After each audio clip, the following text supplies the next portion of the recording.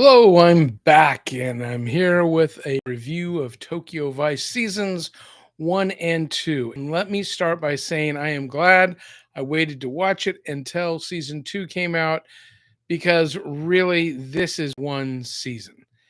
Uh I don't think there's any dead air in this. There's no throwaway episodes.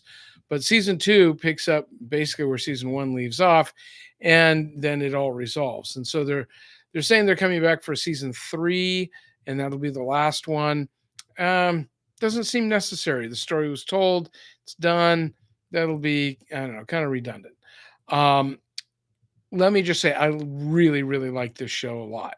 I have a couple of nits to pick, but Ken Watanabe is fabulous as always. The kid that's the main American guy, the Anjan, Ansel Elgort, I had him confused with Austin Butler for ages. I thought it was Austin Butler was in the movie Baby Driver, but it is Ansel. And so this show takes place in Japan. There's a lot of subtitles, switches back and forth between English and Japanese a lot.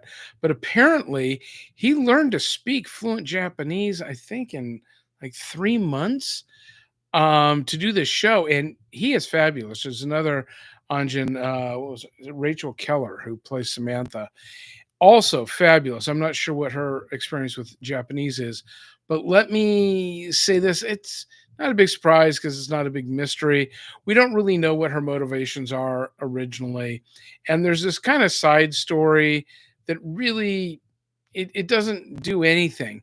And the backstory of it is that she was a Mormon missionary in Japan, and I'm Mormon. So when people write about Mormons and they don't know anything about it, it's always a little annoying. I'm sure that's true of every group.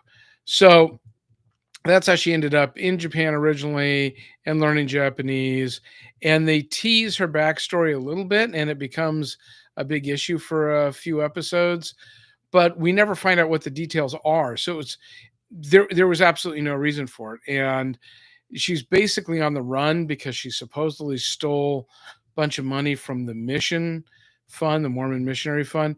That's not possible. She wouldn't be able to do it. So that doesn't make any sense.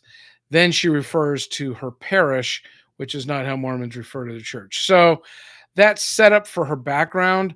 I appreciate that they did it to teach her Japanese, but they never really show how Ansel or his character Jake learns Japanese. So there was really no point in it, especially because there's just no payoff on the side story. It's there, it feels tense, and then doesn't go anywhere, doesn't play into anything larger. So that was actually a wasted time. I think they could have tightened up a couple things and just done this in one season. I mean, remember back when TV seasons were 25 episodes. This I think would have been served by just being a longer, take 2 episodes out and take some of the cruft out.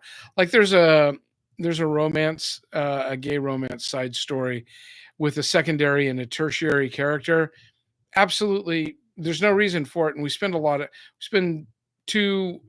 of 2 episodes at a gay bar, and then the two of them having pretty explicit gay sex, and there's no reason for it. Don't. It's just to bring this guy in, but it could have been done differently. It could have been done quicker. There's just it's this distraction. So those are my only real problems with it. It is violent. It is yeah, they do pretty good at covering the gore, but there's parts that are tough to watch. There's a lot of naked men's backsides that are fully covered in tattoos. It's the tattoos is kind of disorienting. But I will say this was a really good show. You don't know how it's going to play out, and there's some twists and turns. They all make sense. The flow is good.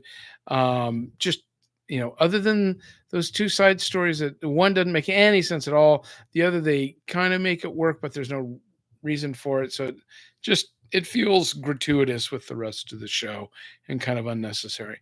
So there you go. Something to keep you busy.